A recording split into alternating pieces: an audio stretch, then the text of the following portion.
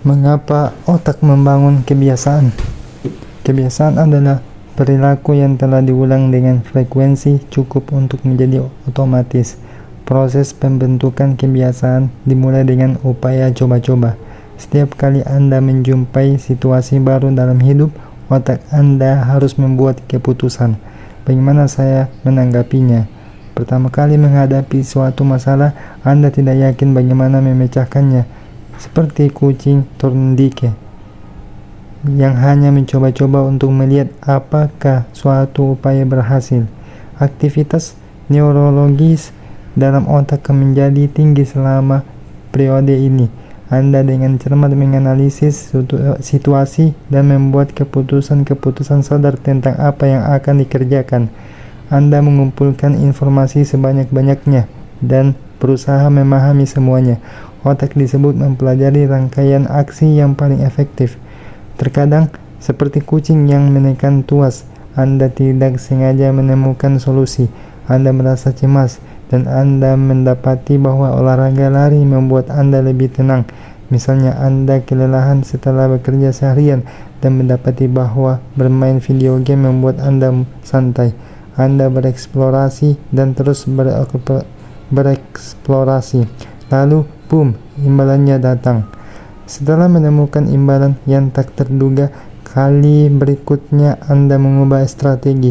Otak Anda langsung mulai membuat katalog tentang peristiwa-peristiwa yang mendahului imbalan itu. Tunggu sebentar, rasanya itu bagus. Apa yang kukerjakan sebelum itu? Ini lingkaran umpan balik atau feedback loop di balik semua perilaku manusia. Mencoba, gagal, belajar, mencoba cara lain. Melalui latihan, gerakan-gerakan yang tidak berguna pelan-pelan hilang dan aksi-aksi yang berguna mengalami penguatan. Begitulah kebiasaan terbentuk. Setiap kali Anda menghadapi masalah yang sama, otak mulai mengotomatiskan proses pemecahnya. Kebiasaan Anda hanyalah serangkaian solusi otomatis memecahkan masalah dan stres yang secara rutin Anda hadapi. Sebagaimana ditulis oleh pakar ilmu perilaku Jason Reha.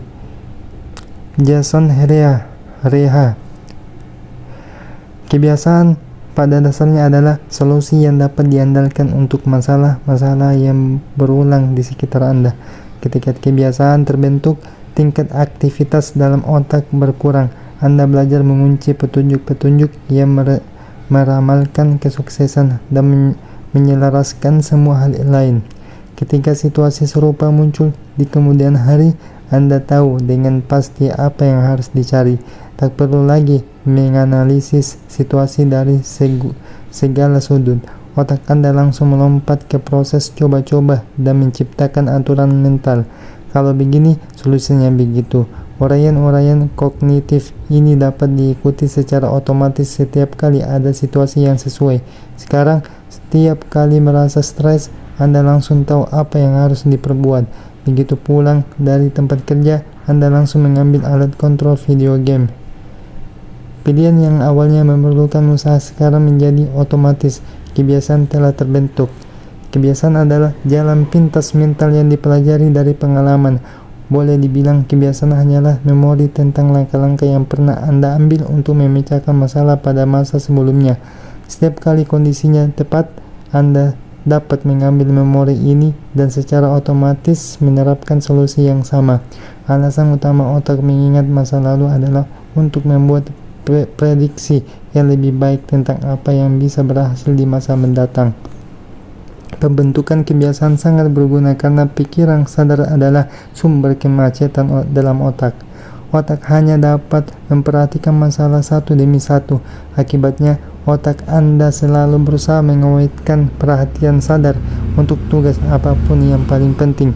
Setiap kali dimungkinkan, pikiran sadar senang mendelegasikan tugas pada pikiran bawah sadar untuk bekerja secara otomatis.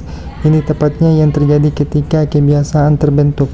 Kebiasaan mengurangi beban kognitif dan membebaskan kapasitas mental sehingga Anda dapat mengalokasikan perhatian pada tugas-tugas lain. Meskipun efisien, sebagian orang masih penasaran dengan manfaat kebiasaan. Perdebatan mereka biasanya seperti ini. Apakah kebiasaan akan membuat hidup saya menjemukan? Saya tidak ingin mengurung diri dalam gaya hidup yang tak saya nikmati. Tidakkah rutinitas yang selalu hanya akan merenggut gelora dan spontanitas dalam hidup? Hampir tidak sama sekali. Pertanyaan-pertanyaan itu muncul akibat dikotomi yang keliru. Hal itu membuat Anda berpikir tentang mana yang harus Anda pilih antara membangun kebiasaan dan meraih kebebasan. Dalam kenyataan, keduanya saling melengkapi. Kebiasaan tidak membatasi kebebasan.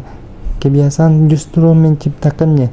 Dalam kenyataan, orang yang tidak mengurus kebiasaan mereka seringkali memiliki kebiasaan yang paling sedikit. Tanpa kebiasaan keuangan yang baik, Anda akan selalu kerepotan mencari uang tambahan. Tanpa kebiasaan kesehatan yang baik, Anda akan selalu kurang bergairah. Tanpa kebiasaan belajar yang baik, Anda akan selalu merasa tertinggal. Bila selalu dipaksa membuat keputusan untuk tugas-tugas sederhana, kapan aku harus berolahraga, kemana aku harus menulis, kapan aku harus membayar tagihan, berarti Anda mempunyai jatah kebebasan yang lebih sedikit. Hanya dengan membuat hal-hal mendasar dalam hidup lebih mudah, Anda dapat menciptakan ruang mental yang diperlukan untuk berpikir bebas dan kreativitas. Sebaliknya, ketika kebiasaan-kebiasaan Anda sudah mapan dan hal-hal dasar dalam hidup sudah tertangani dengan baik, pikiran Anda bebas untuk berfokus pada tantangan-tantangan baru, untuk menguasai kumpulan masalah berikutnya. Membangun kebiasaan pada masa sekarang memungkinkan Anda melakukan lebih banyak hal yang Anda inginkan di masa mendatang. Pengetahuan tentang cara kerja kebiasaan. Proses membangun kebiasaan dapat dibagi menjadi 4 langkah sederhana. Mendapatkan petunjuk ke menambahkan gairah atau craving, menanggapi atau respons, dan menikmati hasil atau reward. Menguraikan sesuatu ke dalam komponen-komponen mendasar ini dapat memudahkan kita memahami apa kebiasaan itu, bagaimana cara kerjanya, dan bagaimana meningkatkannya. Pola 4 langkah ini merupakan tulang punggung setiap kebiasaan, dan otak Anda melewati langkah-langkah ini dengan urutan yang sama setiap hari, setiap waktu. Pertama, ada petunjuk. Petunjuk itu memicu otak untuk memulai perilaku. Inilah informasi kecil yang meramalkan imbalan. Nenek moyang prasejarah kita memberi perhatian pada petunjuk-petunjuk yang mengisyaratkan lokasi imbalan pokok seperti makanan, air, dan seks. Sekarang, kita menghabiskan sebagian besar waktu untuk mencari petunjuk-petunjuk meramalkan ganjaran sekunder, seperti uang dan kemasyhuran, kekuasaan dan status, pujian dan persetujuan, cinta dan persahabatan, atau perasaan tentang kepuasan pribadi. Tentu saja, pencarian ini secara tidak langsung juga meningkatkan peluang kita untuk bertahan hidup dan bereproduksi, yang menjadi motif lebih dalam dibalik segala sesuatu yang kita lakukan. Pikiran Anda terus menganalisis situasi Anda, baik internal maupun eksternal, untuk mendapatkan petunjuk tentang letak suatu ganjaran. Karena petunjuk itu merupakan indikator pertama yang dekat dengan ganjaran, wajar kalau hal itu membangkitkan gairah. Gairah adalah tahap kedua, dan gairah atau nafsu menjadi kekuatan penggerak di balik setiap kebiasaan. Tanpa motivasi atau nafsu di tingkat tertentu, tanpa gairah untuk berubah, kita tidak memiliki alasan untuk beraksi. Yang Anda gairahkan bukan kebiasaan itu sendiri, melainkan perubahan situasi yang diberikannya. Anda tidak ingin merokok karena rokok itu Anda ingin sekali mendapatkan rasa lega yang diberikannya. Anda bukan termotivasi oleh aksi menggosok gigi, melainkan oleh rasa nyaman ketika mulut Anda bersih. Anda bukan bergairah untuk menyalakan televisi, Anda menambahkan hiburan. Setiap gairah terkait dengan hasrat untuk mengubah situasi internal Anda. Ini poin penting yang akan kita bahas lebih lanjut.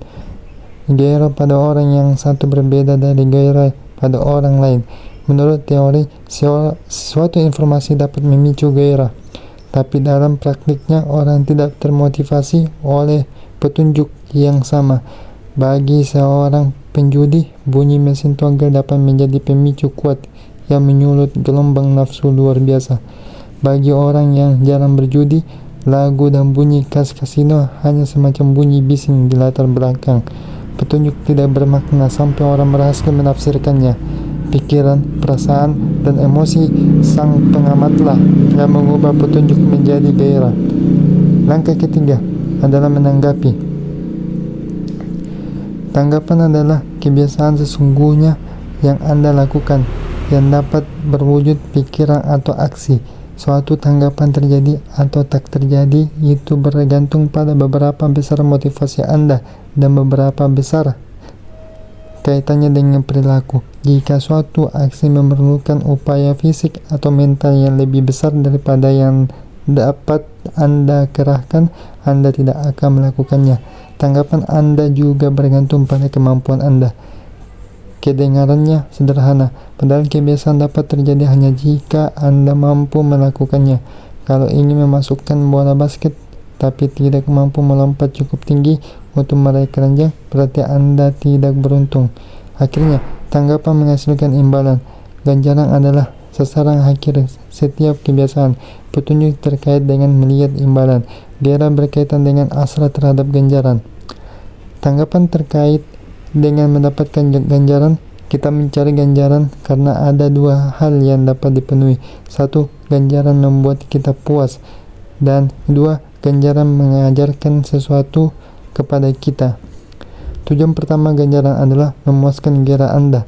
Betul, ganjaran memberikan manfaatnya sendiri. Makanan dan air mengantarkan energi yang Anda perlukan untuk bertahan hidup. Kenaikan jabatan menjadikan uang Anda lebih banyak dan Anda lebih terhormat. Anda lebih dihormati. Tubuh lebih tegap meningkatkan kesehatan Anda dan membuat lawan jenis lebih tertarik. Namun makin langsung manfaat yang didapatkan dari suatu ganjaran, makin bergairahlah Anda dalam mencari makan, meraih status, atau membujuk seseorang, setidaknya untuk sesaat. Ganjaran mendatangkan kepuasan dan kelegaan dan gairah. Kedua, ganjaran mengajarkan kepada kita aksi-aksi mana yang patut diingat untuk masa mendatang. Otak Anda bertindak sebagai detektor ganjaran. Ketika Anda menjalani hidup, sistem saraf sensoris Anda terus memantau aksi-aksi mana yang memuaskan hasrat Anda dan memberikan kenikmatan. Perasaan nikmat dan kecewa adalah bagian dalam mekanisme umpan balik yang membantu untuk membedakan aksi-aksi berguna dari aksi-aksi tak berguna. Ganjaran menutup lingkaran umpan balik dan menuntaskan lingkaran kebiasaan. Bila suatu perilaku tidak memadai dalam bagian manapun dari 4 babak ini, perilaku itu tidak akan menjadi kebiasaan. Hilangkan petunjuk, maka kebiasaan Anda tidak akan pernah dimulai. Hilangkan gairah, maka Anda tidak akan mengalami motivasi yang cukup untuk bertindak.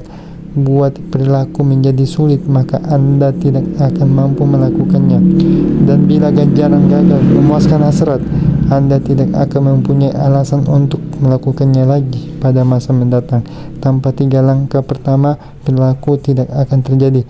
Kalau tidak keempatnya, perilaku tidak akan berulang.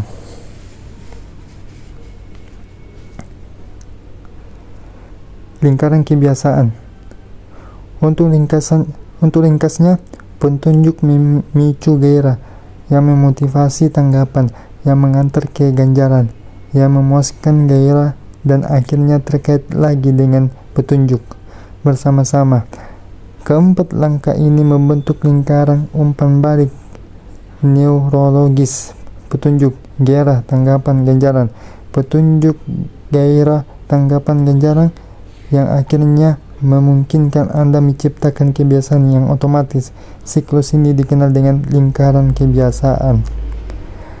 Proses 4 langkah ini bukan sesuatu yang terjadi sesekali, melainkan lingkaran umpan balik tak berujung yang terus berjalan dan aktif setiap saat selama hidup, termasuk saat ini. Otak terus memantau lingkungan sekitar, meramalkan apa yang akan terjadi kemudian, mencoba membuat tanggapan-tanggapan berbeda dan belajar dari hasil. Seluruh proses selesai dalam sepersekian detik, dan kita menggunakannya berulang-ulang tanpa menyadari semua yang telah dikemas dalam kegiatan terdahulu. Kita bisa membagi 4 tahap ini menjadi 2 fase masalah dan fase solusi. Fase masalah terdiri atas petunjuk dan gairah, dan ini terjadi ketika Anda sadar ada sesuatu yang perlu berubah. Fase solusi terdiri atas tanggapan dan ganjaran, yaitu ketika Anda beraksi dan meraih perubahan yang Anda dambakan. Semua perilaku digerakkan oleh gairah untuk memecahkan masalah. Terkadang masalah yang Anda lihat adalah sesuatu yang baik dan Anda ingin mendapatkannya. Terkadang masalah itu adalah rasa nyeri yang Anda alami dan Anda ingin membebaskan diri darinya. Manapun yang Anda alami, tujuan setiap kebiasaan adalah memecahkan masalah yang Anda hadapi. Dalam tabel di halaman mendatang Anda dapat melihat beberapa contoh seperti apa kelihatannya dalam dunia nyata. Bayangkan Anda sedang berjalan memasuki ruangan yang gelap dan langsung menuju saklar. Anda telah begitu sering menjalankan kebiasaan sederhana ini sehingga hal itu terjadi tanpa dipikir. Anda menjalankan 4 tahap ini dalam sepersekian detik. Dorongan untuk beraksi terjadi tanpa Anda pikirkan.